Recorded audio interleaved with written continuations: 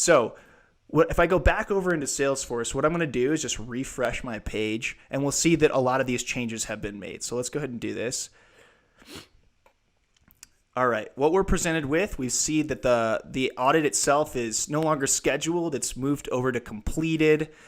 We actually have our form on the right-hand side now says that it's been submitted. We have a discovery record, which I'll talk about here in one quick second. And then we also have these final audit closeout information. This has all been filled out automatically using Salesforce automation.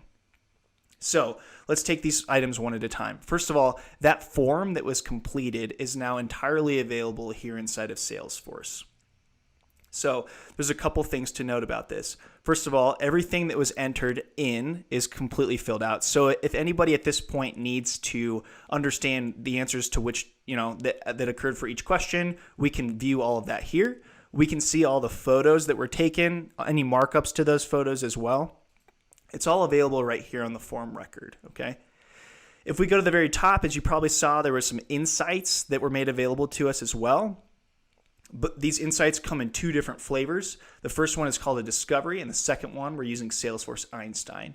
So in the first case, discoveries are a feature that comes with Youreka that allows you to basically automatically have Youreka analyze the answers to the questions in the form and then produce these discovery records in certain situations. So if you have a combination of many different answers to questions, we can set it up so these discoveries get made. In this case, I'm counting all the times that we said no in the form, and I'm calculating what that score might be. So in this case, we figured out that 23% of the survey questions were answered no.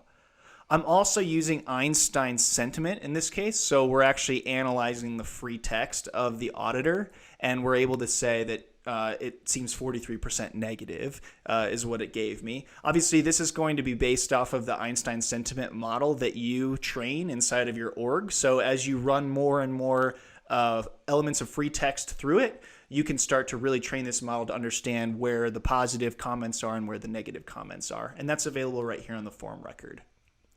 If I go back, we're going to be able to see, we'll go back to that audit record, if it'll take me back there.